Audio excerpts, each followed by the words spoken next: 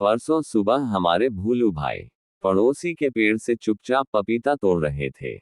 जैसे ही मकान मालिक ने डंडा लेकर दौड़ाया, भूलू ने भागने के बजाय वहीं खड़े खड़े हाथ जोड़ लिए और आसमान की तरफ देखकर बोले, प्रभु, आपकी लीला अपरंपार है। आज सुबह सुबह मेरे हाथों से पपीता तोड़ने का क्या गजब प्रोग्राम सेट किया है आपने। मकान मालिक हैरान कि ये चोर है या कोई सन्यासी।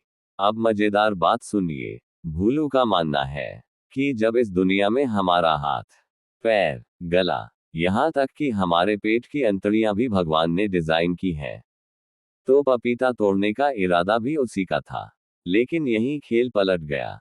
मकान मालिक ने वो डंडा भूलू की पीठ पर दे मारा और कहा, तो फिर इस डंडे की डिजाइनिंग और इसकी लैंडिंग भी सीधे ऊपर से ही तय है।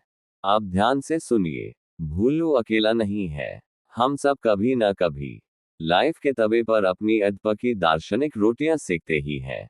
एक दिन भूलू रसोई में बैठकर माँ के हाथ का बना गर्मा गर्म गाजर का हलवा उड़ा रहे थे। तभी एक मधुमक्खी भिनभिनाती हुई आई और हलवे पर लैंड कर गई। भूलू चम्मच रोककर उसे देखने लगे। मधुमक्खी ने थोड़ा सा मीठा चाटा और उड़ गई। भूलू को गहरा ज्ञान मिला। उन्होंने मुझसे कहा, भाई, देख रहे हो, मधुमक्खी को किसी ने ट्रेनिंग स्कूल नहीं भेजा, फिर भी वो मीठा ढूंढ लेती है, शहद इकट्ठा करती है, उसका सॉफ्टवेयर पहले से लोडेड है।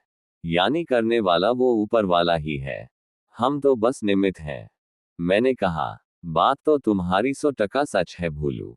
जैसे कोई जापानी रोबोट हो, उसके अंदर एक चिप फिट कर दो कि उसे बस पोछा लगाना है। अब वो रोबोट घर में घूमेगा और पोछा लगाएगा। देखने वाले कहेंगे, वाह, रोबोट कितना काम कर रहा है। लेकिन सच तो ये है कि काम रोबोट नहीं, बल्कि उस चिप को बनाने वाला इंजीनियर कर रहा है। हमारा वजूद भी ऐसा ही है। हमारी आंखें कैसे झपकेंगी, दिल कैसे धड़केगा, ये सब उस परम इंजीनियर ने पहले से फिक्स कर रखा है। लेकिन असली कहानी अभी बाकी है। भूलू ने इस चिप वाले ज्ञान का ऐसा दुरुपयोग किया कि उनके होश उड़ गए। कॉलेज का एग्जाम था। रात को भूलू किताब का तकिया बनाकर सो गए। सुबह उठकर बोले, जब सब कुछ वही कर रहा है, तो कबीरदास जी कह ही गए हैं, अजगर करे न चाकरी, पंछी करे न काम, पास करना होगा तो ऊपर वाला खुद मेरी पेन पकड़कर लिखवा देगा। रिजल्ट आया तो भूलू के नंबरों की जगह बतख के अंडे छपे थे। भूलू रोते हुए भगवान के मंदिर पहुंचे और बोले, चीटिंग है ये, चिप तुम्हारी, प्रोग्रामिंग तुम्हारी, तो फिर फेल मैं क्यों हुआ। यही लोग सबसे बड़ी गलती कर देते हैं। अब जो हुआ, उसने सबको चौंका दिया।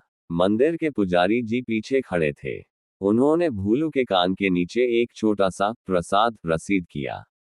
भूलू तिलमिला उठे, पुजारी जी, ये क्या बात हुई। पुजारी जी मुस्कुराए और बोले, भूलू बेटा, भगवान ने जब ये इंसानी रोबोट बनाया, तो जानवरों और पेड़ों जैसी सिंपल चिप नहीं डाली। उसने तुम्हें एक स्पेशल एक्स्ट्रा फीचर दिया है, विवेक, यानी डिसीजन लेने का बटन। तुम सही और गलत में से चुन सकते हो। अब एक मजेदार तुलना देखिए। जब हवा चलती है, तो पेड़ उसी दिशा में झूमता है। पेड़ ये नहीं कह सकता कि मैं आज पूर्व नहीं पश्चिम में घूमूंगा। उसका अपना कोई इरादा नहीं होता। लेकिन तुम जब किसी अंधेरे कोने में किसी की जेब से गिरा हुआ 500 का नोट देखते हो, तो क्या होता है। तुम्हारे भीतर एक अजीब सी कश्मकश शुरू होती है। एक आवाज अंदर से आती है, उठा ले भाई, चाट पकौड़ी का इंतजाम हो जाएगा। लेकिन ठीक उसी पल रीढ़ की हड्डी के पास से एक दूसरी धीमी आवाज आती है, मूर्ख, ये गलत है, किसी गरीब की मेहनत की कमाई है, वापस कर दे। ये जो अंदर की दूसरी आवाज है ना, यही भगवान का वो सीक्रेट अलार्म है, जो उसने सिर्फ इंसानों के सॉफ्टवेयर में डाला है। तुम इरादा कर सकते हो, तुम फैसला ले सकते हो। इसलिए जब तुम किसी भूखे को अपनी थाली से रोटी देते हो, तो जो अंदर एक सुकून की ठंडी लहर दौड़ती है, वो उस परम इंजीनियर का शाबाशी देने का तरीका है। और जब तुम किसी का दिल दुखाते हो तो अंदर जो बेचैनी होती है वो उसका वार्निंग सिग्नल है। तो मेरे भाई, भूलू की तरह यह मत कहना कि चोरी भी ऊपर वाले ने कराई। रिमोट कंट्रोल भले ही उसके हाथ में हो, लेकिन स्टीयरिंग व्हील उसने तुम्हें थमा रखा है। अगर गाड़ी गड्ढे में गिराओगे तो चालान तुम्हारा ही कटेगा, ऊपर वाले का नहीं। सोचिए, कितना खूबसूरत इंतजाम है ना। उसने हमें सिर्फ एक मशीन बनाकर नहीं छोड़ा, उसने हमें इस ब्रह्मांड में अपनी मर्जी से अच्छाई चुनने की आजादी दी। हम चाहें तो अपनी दुनिया को अपनी कड़वाहट से नर्क बना दें, और हम चाहें तो अपनी छोटी सी मुस्कान और सही फैसलों से इसे स्वर्ग जैसा सुंदर बना दें। चुनाव हमेशा हमारा होता है।